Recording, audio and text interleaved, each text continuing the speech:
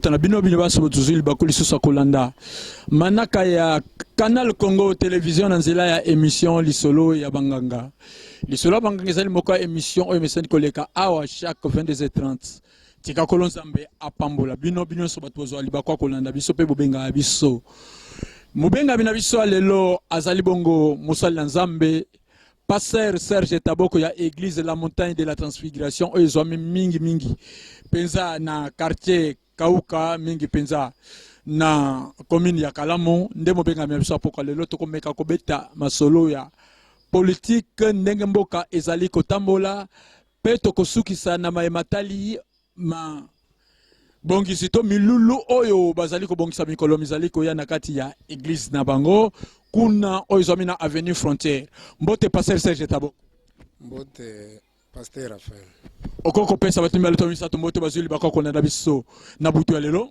topesi bana nzambe nyonso mbote topesi ba congolais mbote topesi ba nyonso bakolanda biso mbote tika ete nkolo akoka kosunga mboka na biso mbote pepa na yo moko. Merci Pasteur Serge Taboko biso totondi botondi peto kumisi nzambe ndenge ondimi lisusu koya koyanola na kati ya mbela na biso ya pokwa ya lelo. Pasteur Serge boni mboka iza kutambola malamu bon soki otolobi déjà que toza basai na nzambe soki tokoloba ke mboka eza kotamba malamu elingi bake totie bosembo te na monoko na biso mboka eza kotambola malamu te mboka eza kotamba malamu Pasteur Serge uti na ndako na yo te okomi awa poto sala émission mutu atungisi yo ata na mukanda moko te otamboli malamu futi transport ozwi peza kimia donc monteke mboka eza na malamu Pasteur Serge il faut ko babosolo te bolamu ya mboka eza na makambo ya kotambola kaka te bolamu ya mboka eza d'abord liboso likambo etali ya na ba pays lokola biso sous-développé eza na likambo etali ya social ya bato c'est-à-dire congolais majorité ya congolais azali nano ko réfléchir ndenge ala muki na tongo akolia nini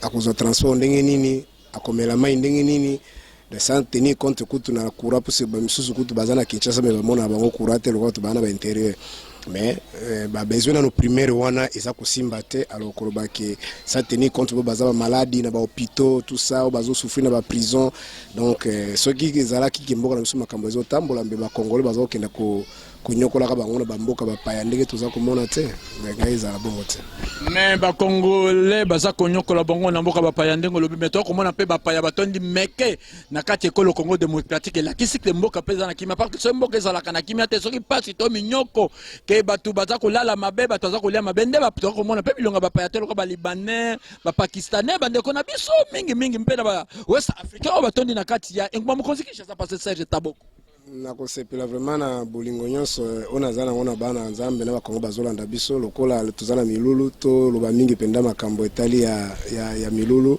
bopona makambo ya koya batu bayaka na bango partout mais soko tuni bakongolo bazali kosala epa ya bandeko na biso ata ba indo pakistanais komona kibele bazaka kolela ebele baza kolela lifuti za malonga te congolais akoma même basala ka pe ba exploiter akobiso ke tovaka na COP tanga zoba kovana COP wana baboya ka kolobeluma kovaka na koiba.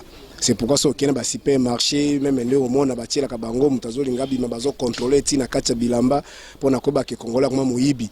Donc c'est comme ça makambo ebele za kosimbate Congolais lo ninga zali wana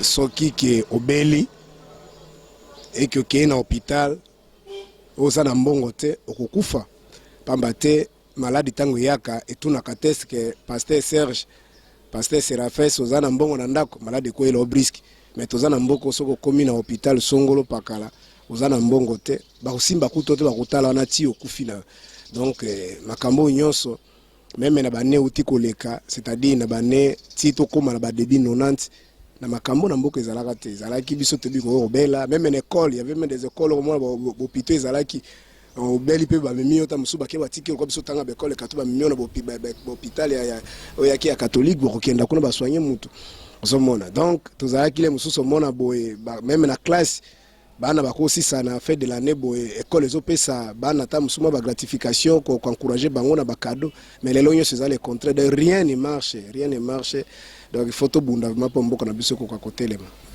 Rien ne marche photo bunda po mboka na biso tambola mama passer malo Solange topesi wa mbote ebele bisika yo ozwami papa na biso die euka topesa mbote ebele tika kolonzambe apambola bino mama na biso Marie ongenda mwasi ya passer Jean Landou tika kolonzambe apambola bino topesa mbote ebele bino pe bat pozwi bisika boza ko landa biso toza ko beta li solo ya banganga ndenge to mesana ko beta chaque samedi pasteur Serge oza ko bamboka ezali kokende mabemboka eza malamu te kasi bino atake basali na nzambe oyo nzambe a établir d'abord bakana lopoto na kati ya école Congo démocratique kasi musala ni peza bino bozali kosala parce que bino bozawa na lokola boza kosala lokola musala ba juge tango yoza kolela yo oleba na mboka bato mususu balela te mboka eza kotambola bien te kasi yo musali na nzambe yo ya 21e siècle oyo oza kofungula munoko pe oza komo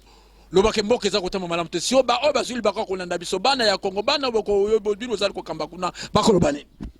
Bon, c'est pourquoi na humilité en son zamba tcheki grâce na ekat na biso en termes ya connaissance ya boyebi ya malubana ezali kapota ko éclairer bana nzamba parce que le vrai problème na mboka na biso ezali que ce qui me dérange souvent ezalaka que makambo bato bakoki kusala o bato bakoki résoudre yango na mayele o nzamba tie kat na bato nankita o to bozwi richesse ba potentialité o nzamba tie kat na biso.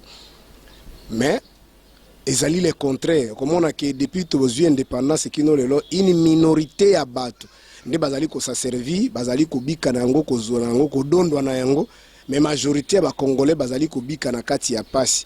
Alors complicité siko ya biso basai na nzambe ezali nini basai na nzambe na kati église ko bazo bisaba na nzambe ke no bokipe makamba politique te makamba politique on eza makambo ya satana bino bobondela kaka boke na bangomba boke na ba église bolela ba campagne d'évangélisation nzamba kosala oh eza bongo te Yesu ayaki te po apesa bato ba magasin ayaki te po apesa bato ba millions mais ayaki po apesa bato vie éternelle. Nous invitons les enfants de Dieu à l'église pour avoir la connaissance qui va amener ces enfants de Dieu à la vie éternelle. Cependant, les boumouboupés ont besoin de colia. Pour na colia, dans ma pays, soit mokilé, en Belgique, partout, même en Afrique, pour batubalia, et c'est ngakate au sambela, colia, bato social, bato, et c'est ngakana musala, kota musambo, kanakati ya bosembo, mbongo ya kesi ya l'État, batubayi bayangote, justice à la justice moko distributive, ou asali mabe, bakondane, ou asali malamu, balongisiye, dans l'olenge wanande, mboke sala kakimboka kenda ba concitoyens c'est-à-dire ba imboka ba sepela na mboka na bango bakoka kotambola malgré makamike mike ezanga kate. Alors passe nangeza la kiba sai na nzambe sikoyo et ils sont derrière les hommes les politiciens ba okenda so ba principe moni kazana bandimebele ba yesi manaye ba flatter ba pesi mo enveloppe ya ko bisa bana nzambe te kazo enveloppe mais na côté wana yesu ko bandiko bisa bana nzambe bino bobondela kaka bango nde bazali na bokonzira bango take pa nzambe c'est ata bumi bino ata nyoko bino ata ibimbango ya leta yenza mtatinda kaye aya ko boma biso atinda kaye anyoko la biso ngomona par exemple nous avons dans des pays africains la majorité des présidents africains ce sont des millionnaires. Mais pour na kotunga kaka chaise ya pamba ya Addis Abeba Union européenne nde moto esungi bango na mbongo pour na kotunga ba toilette même le quoi de pas na biso komona olekima place moko moni toilette publique bio do Union européenne pour na kotia toilette mais izana bato bazo tonga ba immeuble bazo sala makambo c'est-à-dire na lolenge wana tokotambusa mboka te. Alors siko na église tozo poto pesa bana nzambe lokola ba ebele baza kolinga ko désorienter bana nzambe avec ba sujet o ezali pona kopesa bato vie éternelle bango bazo me bango na kaya ngozo mona sikuwa msuba comme na niveau que frère to sambeli pe mingi tozo mona eloko te ondire nzamba yango ayokaka te nzamba ayokaka mais problème ezali nde baza kokoka te kolakisa bino makambo ya nzambe ezali nini makambo bato pe ezanini. C'est pourquoi moni que to bongisi me milulu oyo otoye liboso na bino poto kakobisa bana nzambe que nous avons un séminaire tozali na campagne d'évangélisation. Oui, kozala 3 jours na église bisika o nzambe apesi biso makoki to kambaka na église mot de transfiguration tozwami na avenue frontière numéro 9 na quartier Kauka na commune ya Kalamu. Donc référence ezali station yolo médical soit croisement des avenues Bongolo Kimwenza wana soko ye okoti wana na avenue frontière ezali juste comme on a immeuble ezali ba chaîne wana yaka je crois vendredi na samedi kozala na 16h30 jusqu'à 19h juste et dimanche vous allez 8h juste jusqu'à à 12h et juste nde makambona tukuluba po kibana nzeba yeba eloko ni bazo benga gène parce que si je te tire trop bien on va parler sur le vrai gène et lingu ba ketan to bi le vrai gène il y a aussi le faux gène tomoni que na kati ya Bible ezangate nzambe moko azoloba mokana na Ésaïe chapitre 58 il parle à partir du premier verset tiozo kita il parle sur les faux gènes et les vrais gènes yango to benga bana nzambe akoyeba vrai gène ezanine po tomoni bato belé pasteur Raphaël bana nzambe azolanda ngai ezana mususu babela ba malade ba mususu baso ba gastrique exenine l'église ba gêne ka mikolo nyonso moto ana problème moto moko aza malade mais l'église ba sengeli susu a gêné soko tuni bango subasimeza babisite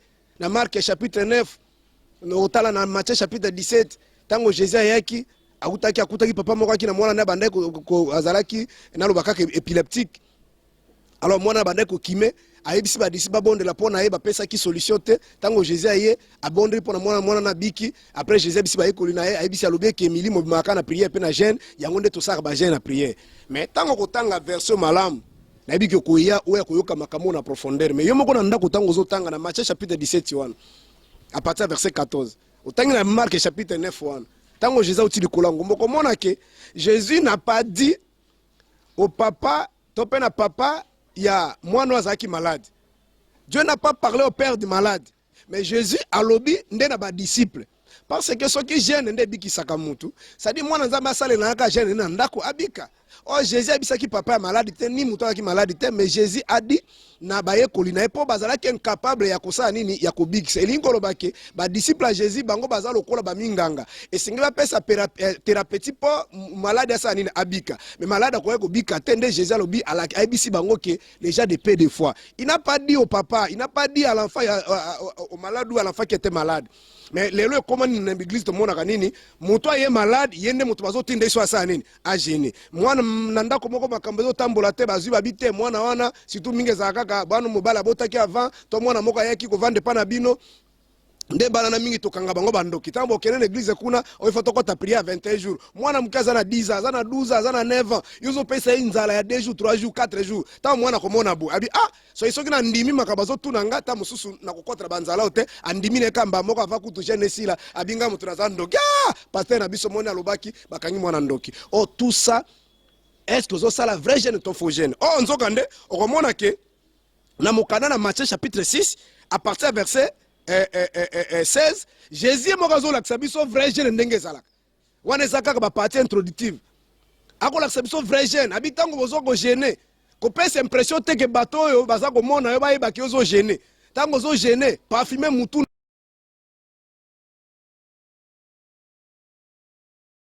so gêne à Jonas oui bien sûr mais Jonas tanga saki gêne asaki e moko te Bible obi ke Jonas asali gêne mboka mobimba na ba nyama basali gêne ça-dit na bangulu na bata basala ki gêne wana tozana Jonas chapitre 3 vous comprenez donc makamanza mi foye bango frère ta muso sala kano ba faux gêne c'est pourquoi nzamba zo yokate na mona na chaîne mosusu bato bakoti prière gêne ya mikolo belé na sia ba prière wana mutakufi église ekimi ba ko c'est l'église ba ko misa cadavre na kati parce que ta muso zaki tant que mutu à comprendre makambo bala kisa makambo nzambe mais bango ba bisi ke soko bwebo en plus un des éléments pour les kanasija prière ceux qui ko gêner ko boya kolia fufuna Thomson biloko to boya kolia oyo linga ko boya kolia yango ne mutesala ka kiam e kabolona nzambe mais tango yo kitaka na gêne après prière après service à 100 jours après babisu ba koma ba gêne même ba 500 jours tango bosila kawana eloko ni tomonaka bozongela ka fufu ozongela ka biloko lingaka soki ba demon de bazaka na kati ya biloko wana siko tango yo zongeli yango omoni te ba demon ba kozonga lisusu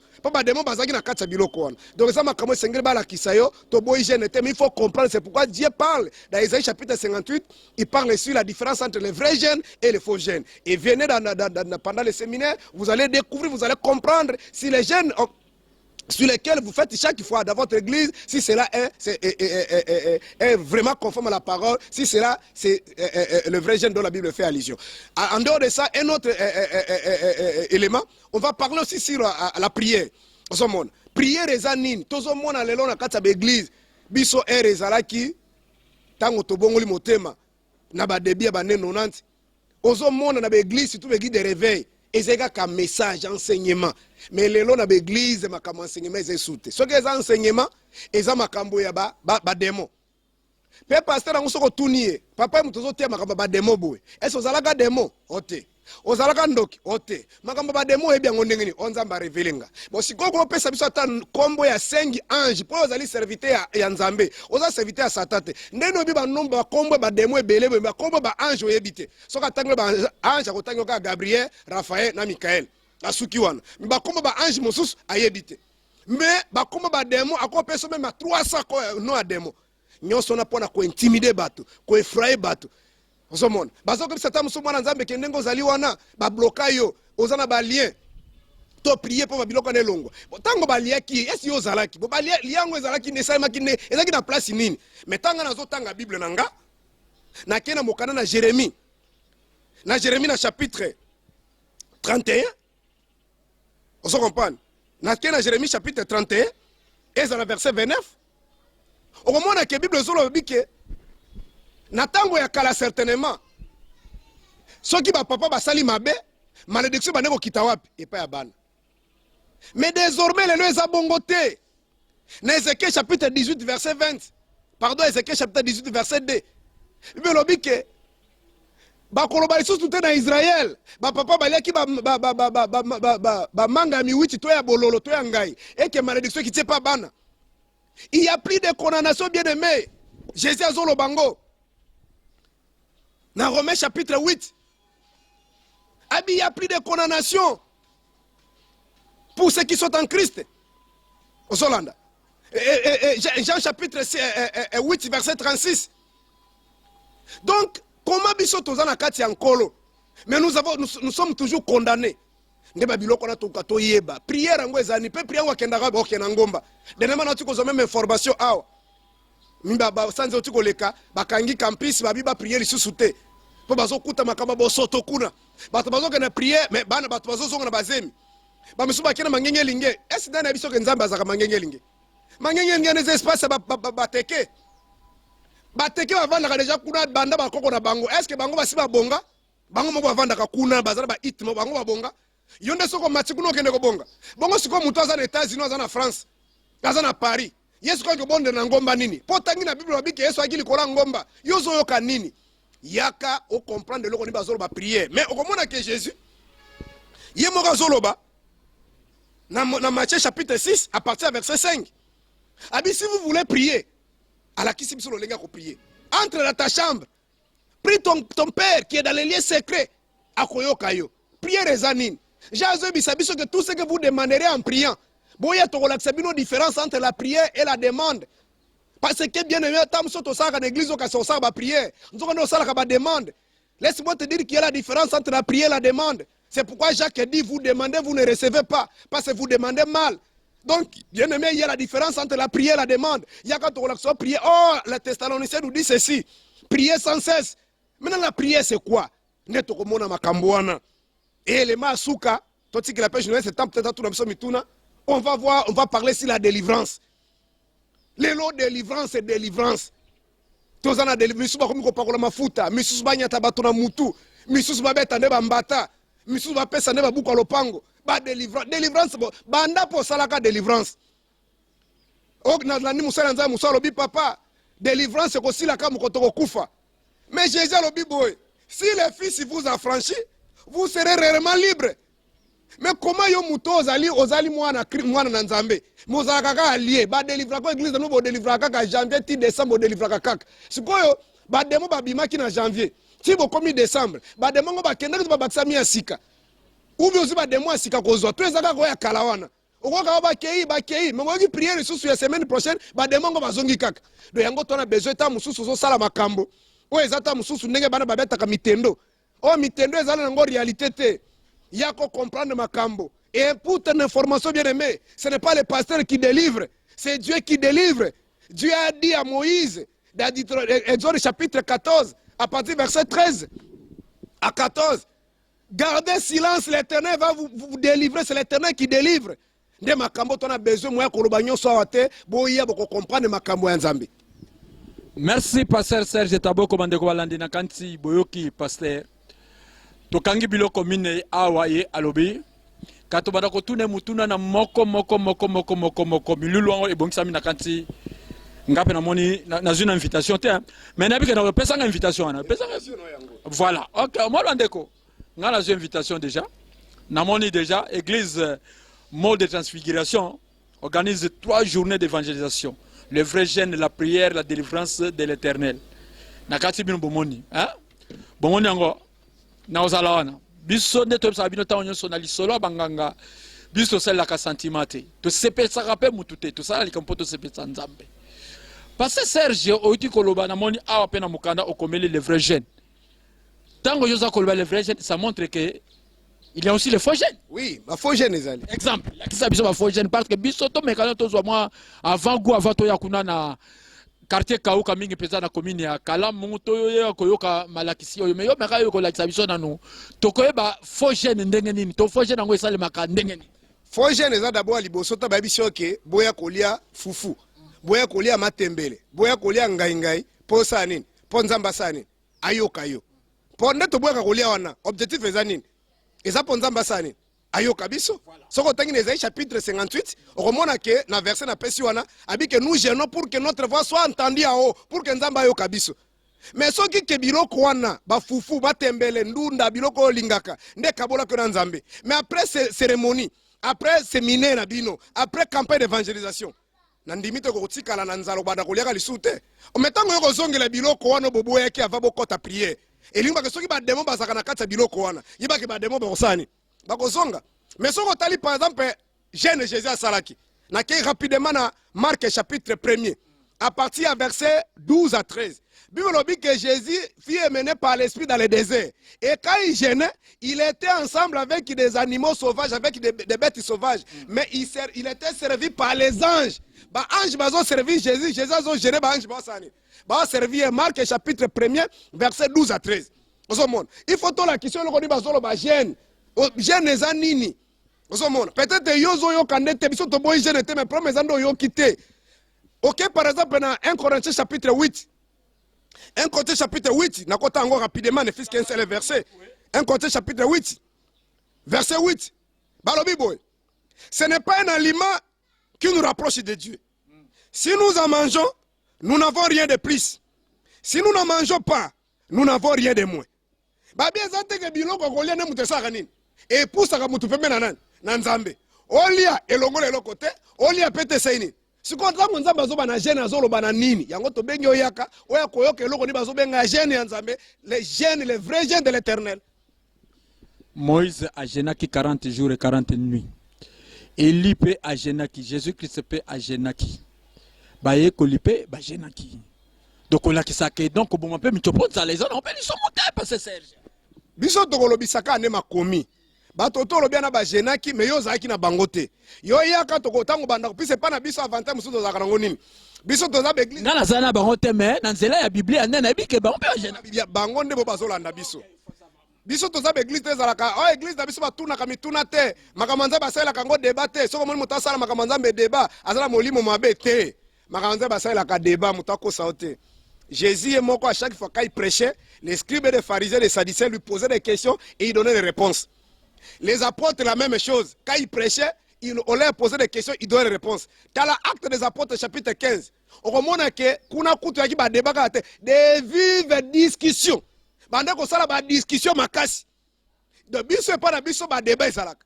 On comprend de l'ikambote, il y a qu'à poser question. Venez avec tous les versets bibliques. Oh, Jeune Daniel. Oh, il y a qu'à ndunda, il y a qu'à monique. Daniel n'est pas ça qui gêne. Mais il y a à boire qui décolle misuni anani. Misuni à roi. Il y a roi Betecha. Mais il y a ça inine. Azo li andendunda. Au moins gêne à Daniel par exemple. Daniel il y a ça inine. A gêner Ninive mobimba. Pona nini puis Ninive baba qui cause la différence entre pardon Jonas baba qui cause la différence entre oui na Ninive. Ninive peuple Ninive baba qui cause la différence entre la gauche et la droite.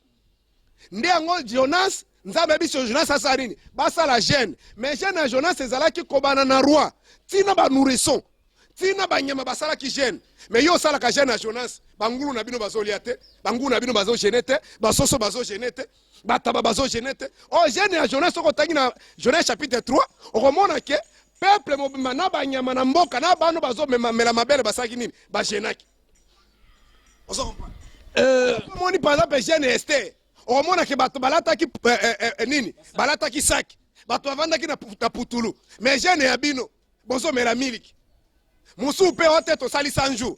Mais yo za sirke bien aimé, au sali 100 jours. Ozo lia tozo mérate. Mais au moni que jeune Jésus a salaki, na Marc chapitre 1er, verset 12 à 13, Bible lobike, azali ko gêné, azo bunda pe na babeti sauvage na désert, banji pe ba osani. Azo pesa biloko kolia. Bande ko balandi sengo ya lisolo ya banganga papa tika moro nzambe pe ajenaka. Moro aliko gêné te faut da Dudu Muntiri yo pe jenaka. Hein, il faut que gêner air moko pe bo mesel ko lia ba Thompson, ba Soso, ba Pondu, ba Temel. So bo betata une semaine bozo lia te ça be vrai bo konda pe quand même boza quand même là. Hein? Bien, comme on dit kolia so ba so ko kiba bino ndeni so ki gêne te. Nanze ba gêne pe kim sa ma so mo passer ça. Bon, problème ezali boye. Tango batokolakisa bana nzambe gene ya solo nde bakoyeba ndenge ni masumu ekimaka. Parce que soko sali gene ya solo ndoko za en contact na nani? Na nzambe. Mais ba gene to sala karo bozo sa sabino wana wana eza ba gene ya lokuta na eza ba faux gene o eza na Esaïe chapitre. Tolo bakende to mona ka ba église mususu pza ba komi pza ba te ba banderole bon non toza na 5 jours ya jeûne de prière tout konsoro ba kosa ba wana nzambe. Na bango ana fiche na ebité. Mais pratique bazo sala nini? So ezaka ya koboya kolia fufu na matembele. Mais bo sala eloko te. Ah bon? Mais eza na kati ya parole te. Mais milieu mabe musu ekima kana nzela. Moli mabe ekima kana ebisi wana porte na 1 Corinthiens chapitre 8 verset 8. Ba bi ke tolia tolongole eloko te. Olia pete pa nzambe pesa nini? Ebakise eloko te. Ah bon? Na na biso ke demo akima ka kwanga. Ba kwanga na eza pa bazo teka ngo partout. Demo okima kwanga, yena kwanga bakutani wa. Na na biso ke demo akima ka Thompson. Demo okima d'abord c'est demo ko va na kata Thompson. Jésus azoloba. Zela. Est-ce que kabilo ko zo rendre bana nzambe incrédule? Nazolinga na longola bona kati ignorance. Nazoloba boy.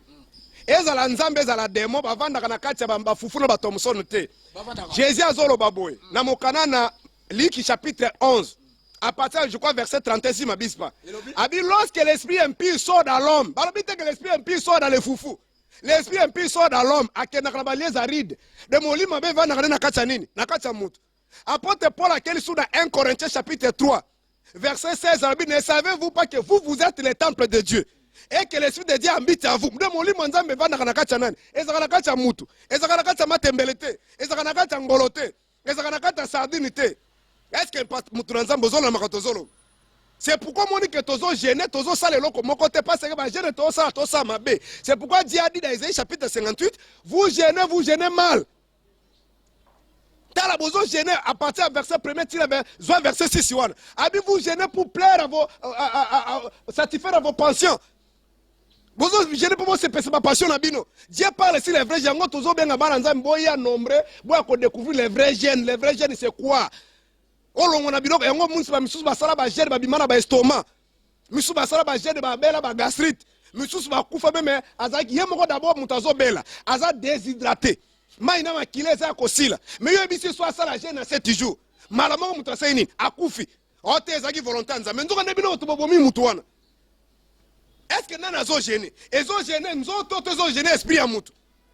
Babi Jésus fut amené dans le désert, il fut amené par l'esprit dans le désert pour être tenté par le diable. Marc chapitre 1 verset 12 à 13. Et il se battait, il était avec les bêtes sauvages et il était servi par les anges. Les anges ont servi Jésus n'a qu'à ta gêne. Si vous gênez, ni yozoloba. Si vous biloko peni ni Jésus bande kolia. Na beaucoup se passé ça je tolba ke batwa je nakate babo maliso mitsobo na baonza la te. Ba yoka gêne, ça dit nzamba zo makamususu bino zo makamususu. Dieu ne parle pas. Attention comprendre le langage nzambe te. Le langage nzambe te Jésus azoloba boye. Na mokana na Jean chapitre 8 à partir du verset 44. Pourquoi ne comprenez-vous pas mon langage? Dieu a un langage différemment au langage des hommes. Dans mon canal, Ésaïe chapitre 55, alors que mes pensées sont contraires à vos pensées. Pensez à Nzambe, ça contraire à penser à bateau. Tant que Nzambe zolo bana biloko kolia zolo bana nini. Par exemple, dans mon canal, Jean chapitre 4, Jésus ba disi ba kena Samarie ko luka biloko kolia. Ba yena biloko ba pesa Jésus biloko ba kuti la femme samaritaine bazo solo là. Jésus a dit moi j'ai déjà mangé. Ba disi oh, est-ce que quelqu'un lui a dit apporter la nourriture? Dans verset 32. Jésus a dit ma nourriture c'est de faire la volonté de celui qui m'a envoyé. Est-ce que vous avez ma nourriture? Si vous avez la nourriture physiquement. Mais Jésus doit dire qu'il y a biloko mususu. Yango moyen na se déchaîner aux athées. Boya boyo ka ba mystère. ta musozo nyoko libumu nonzala pambo butiki koboy olio gêner biloko nzamba zoloba yozo gêner moteke nena monaki mama mususu azo kende prière a gêner prière azu congélateur atie fungola abengi bana ndako mabokende gêne abiloko baboy ko mata gêne boza bandoki bokolia te akangi fungola bana pe bazaki male bakeko salisa fungola na libanda bafungoli babimisi Damas mama uti prière ya boy akuti biloko atike na congélateur za kokokate ay bandoki la lopango o nzoka nde bible nga na tanga ko bible mutavasa ela nzambe esengela tia no kimia na ndako na ye neni ozo forcer mutu jeune na makashi en plus c'est sali est individuel et c'est tozo ko tozolo ba jeune forcer ozo forcer batwana bato pe ba comprendre de l'autre côté mais soki oye to ko la kiso jeune et on comprendre ko zo vie mais ba prière ozo sala wana ka ozo prier nzoka ozo sala ba prière ba scribe na ba pharisien Matthieu chapitre 6 verset 5. Il faut des prières comme les scribes et les pharisiens, des hypocrites. Parce que je vous ai dit qu'il y a la différence entre la prière et la demande. Obosala kawana, bandoki bakufa, mbulo basila, na monate, situ ba bokilo, tumba bango, mais bokilo azo combattre yo. Poza mutema mabe, obali mwana na ye. Amoni pasi boe pona kotangisa mwana. Mais yo ba no bali mwana na ye. Mbokilo zo mona lo côté toza ba africain azala compte na banque te compte yo so na yo wana ya botaki siko yo ozo pesa yo lo côté yebiseka ko lingo ndenge ni tanga lingi ote yo lobite abara mona nena ndenge ya butu nzoka na problem nazali fungola loboko yekola ko kaba babokilo ba ko linga yo okomona na ndako na yo na foyer na yo famille ka ya mwasi ne batondi mais ya mobali soki baye bazanga ba conflit o bande ko ba yakia mais dans tout ça ça crée des conflits tant que belle famille bandi ko combattre yo ote eza ba demo oke ko tumba bokilo azika bando tumba bango basila kate bando tumba bando kinyoso banguna no basila kandenge nini parce que ce que vous faites dans l'église c'est contre la parole de Dieu parce que la parole de Dieu dit ceci dans Matthieu chapitre 5 aimez vos ennemis aimez ceux qui vous persécutent priez pour ceux qui vous maltraitent. Maintenant, est-ce que par rapport à la parole de Dieu, ils ont un verset nini? Nzambe mo rabi que je n'ai pas la mort d'un péché. Mais on lingi banguna yo tubasila. Tala matia bazote ya bino. Veno koyoka bonzambe ko makambo nzambe. Po molimo no ebika. Kotala to bi ope pasteur la uti wapi. Yozo mona papa église de nous za bato ebele. Mais vous irez en enfer. Jésus peut tanga yaki. Akutaki ba scribe na ba pharisien ba ba synagogue plein. Mais il a montré Nicodème à un aboutou. Alors certainement tu viens de Dieu. Parce que personne ne peut parler comme toi si tu ne viens pas de Dieu. Mais Nicodème Azaki docteur, il avait la connaissance. Mais une connaissance erronée. Qu'est-ce que Dieu a dit? Jésus a dit à Nicodème, si vous voulez avoir la vie, il faut se naître de nouveau. Jean chapitre 3. Vous connaissez la vérité et celle-ci vous affranchira. Vous connaîtrez la vérité et la vérité vous affranchira. Oh, ça fait mal. Pasteur Serge Azopé, ça un message, mon soit bien aimé. Ah! Donc, Tolobake, Makamo, Yolobio, Yoebke, aux rendre bananzambe incrédule, peut passer les bébés, c'est pas non, Pasteur Serge. Par exemple, na Roméo Chiwan. Il y a plus de condamnation pour tous ceux qui sont en Christ. Mais comment moi, Nzambe Assemble, la Kabanda, dans l'église Nabinoan, chaque année, va délivrer Kokak. Mais pasteur va délivrer Kaite, moi, ça pasteur va délivrer Kaite, Bana va délivrer Kate. Moi, na pasteur Angrosaki. Mais va délivrer Kabino. C'est quoi ça, cette histoire? On vous manipule. Des églises comme la musique, où est la connaissance? Apôtre Jésus, je crois, dans Luc chapitre 11, verset 52. Abi les scribes et les pharisiens, ils ont enlevé la clé de la connaissance. Ils ont enlevé la clé de la science. Au lieu de l'accepter Nzambe, bazo l'accepter biloko. Soko sambeli mingi okobala. Est-ce que bakoko na biso babala ki na 1960 70 ba 80 avant l'église de réveil? Est-ce que ba délivrer ki bango? Mais ba misusu ba sala ba mariage ti ba kufana mibali na bango. Maintenant ba mariage biso to en plus ba sala ki ba mariage civilité. Ba sala ba mariage rejeté. Maintenant la biso le tozo sala civil rejeté. 3 mois après, vous se retrouvez dans le parquet, dans le tribunal de paix. Mariage, vous dépassez 12 000, 10 000, 5 000 $. Alors, le boy, moi, c'est déchaîné, ça te m'a camboisé belé, j'ai bien aimé boy, beaucoup découvrir ma camboya nzambe. Bolandate, kota la libandate, ma camboisa na kati. Bo poussana, beaucoup découvrir ma camboya nzambe, nzambe za bolingo. atindeli bino ndenge yebisa Elia lobaki abi basali basili te na Congo basali bazali yozo tala boya minene wana pombo baza batebele te ava bato bakoma na batebele babandaka pe na bato muke mais biso tozomemela bino solo nde makambo tozoloba si le fils vous a franchi vous serez réellement libre. Jean chapitre 8 verset 36. Mais comment yo ozaka no affranchite boko sala oto ozana délivrance ya ba famille après aussi si délivrance à famille toke na délivrance à couple.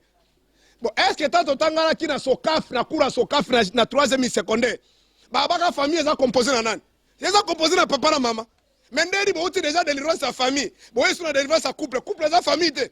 Voilà comment on vous manipule.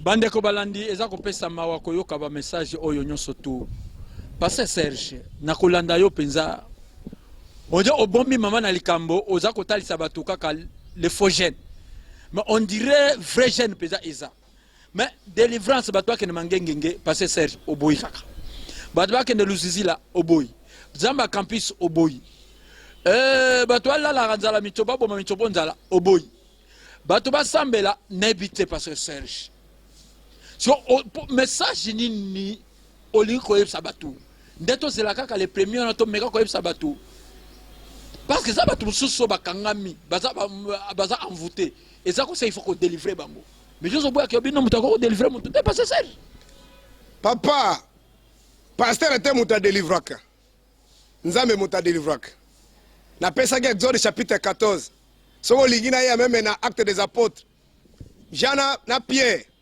na kati ya temple liboso ya infirme bayebi nini nous avons rien à te donner tozana biso eloko kopesa te mais c'est que nous allons te donner o tozana ngo na kati na biso au nom de Jésus baba azakine na kombo ya Yesu yango na Marc chapitre 16 à partir verset 14 lobby voici les miracles qui accompagneront na Luc chapitre 10 tango ba disciples bauti kote ya baye babi les démons même nous ont soumis à ton nom ouais bengana ka ba démon de kombo ya Yesu eza ba seremba ba grimace passer au salate est-ce Zolanda te soki dépendaki na ba pasteur na Congo na ko sambela nde bato bazo sambela belé boye soki dépendaki bango nde babikisaka bato ba délivraka bato mais na Congo mutu moko za lia za te pe Congo bengeza premier pays même puissant na monde c'est pour dire que yango mona sala nga pasteur no baka makambo omoni ndeko na ngayo oya ya boxer ya biso congolais onani soki kalenga soki Willy tout ça apaso la Bible pona nini abina Congo bato bazo sambela mingi même makambo ezo simba te mais on a pote sika na vandi bato basambela ka mingi loko na Congo te mais balia ka bien vina bango eza bien est-ce Zolanda ndeko donc esengeli bato bazo boyebi vous connaissez la vérité et celle-ci vous affranchira. Donc, délivrance bazolo bezo bino bosala ka église te. Prière bazolo bezo to sala ka ona te. Ndeto ko l'action prière. Jeune bazolo bezo ba fufuna ba matembele na ba soso po après jeune ozongela kayango. Soki ba demo bazala ka kuna de lingba ke ba demo ba ko bloquer à tout moment. Pour moment donné otiki ozongeli, otiki ozongeli. Mais Bible dit que si le fils nous a franchi, tous allons vraiment libres. Est-ce que vous êtes dans le Seigneur, vous êtes dans le Seigneur? Ah, difficulté zali pour lier basana nzaba la kisabiso nzambe bazo la kisabiso badadi bazo pesa ba témoin ndenge babonga ndenge nzaba tombola bango mais abongi ndenge nini abongi kana nzela bino bandimine batu bo contribuer ka po ya bonga tango pe bino bokome belende ba police ba moni ki a pasteur azala batu belé balandi bandi ko pesa mbongo dazo bonga na mbongo bandimine ba mbongo ba politicien tolo bakana église pa na yo batu akilaka te batu azwaka bateme ya maite batu aliaka pe basente Pasteur Serge Taboko magro ne ba sujet mosusu non na ba kesenga tozali confirmer loi mais to sala ngone na ndenge charne nde bino bo sala ngo wana te saint boliaka ça dit ko banda Genèse ti Apocalypse baptême d'eau Genèse ti Apocalypse nde ko tozo mettre en pratique pamba te Jésus alobina mukanda na Matthieu chapitre 5 verset 17 alors je ne suis pas venu abolir, je suis venu accomplir. Tant que le ciel et la terre subsisteront, aucun iota de la loi ne sera retranché. Cependant, lorsque Moïse parlait sabbat, il sabbat un jour dimanche normal, un jour samedi normal, un vendredi. Jésus a dit, moi je suis le véritable sabbat. boya ndepo milimo na bino pema bazo pemisa nzoto na physique te bazo pemisa de âme na yo nani azo gêner nani bazo baptiser pour comme une nouvelle créature ce qu'on tango bazidi sur na manjil o comme une nouvelle créature na manjil nzoka nde Bible zolo baboy na Jean chapitre 15 verset 3 déjà vous êtes pire à cause de la parole que vous avez écoutée kala ndenge mutakoma ka pire yango toko benga bino boyoka bo c'est pourquoi Jésus le baki boy vous avez des oreilles mais vous n'entendez pas ils ont des yeux mais ils ne voient pas lorsque vous voulez comprendre Dieu de la manière charnelle c'est pourquoi l'apôtre Paul je termine par là dans 2 Corinthiens chapitre 3 verset 6 il dit ceci Dieu nous a rendu capables d'être ministres de la nouvelle alliance non de la lettre car la lettre tue mais l'esprit donne la vie Jésus est dans Jean chapitre 5 verset 39 vous sondez les Écritures vous pensez en elle avoir la vie éternelle, mais toute écriture part de moi. On peut donner l'adresse. toke siko na kati na moni ndeko Olivier akomi koyebisa biso ke tokomi kokende na suka ya émission na biso les bonnes choses ne durent jamais église ezwami wapi meka kopesa bana na nzambe adresse tozali na commune ya Kalam na quartier Kauka référence station yolo médicale mais entrée facile parce que entrée on a eza ko kangama ndenge batia station on a mais kokote la facilement église ali croisement des avenues Bongolo et Kimwenza au mon immeuble moko telemaka na batia chaîne liboso au sauter ka chaîne wana juste entrée on a petite entrée on a balabala ndenge yango kota ti esika avenue on suki na droite de église ezali wana ototi ko construire nous sommes là toza bato sika na place wana toza na séminaire autre bis thème ezali les vrais jeunes la prière et la délivrance de l'Éternel tant autre bis et kobanda vendredi il y a semaine tozobanda oyo c'est-à-dire le 1er octobre na mardi samedi le 2 octobre kozala na 16h30 à 19h juste et dimanche kozala na 8h à 12h. Merci pasteur Serge merci bandeko balandi na kanti enseignement oyo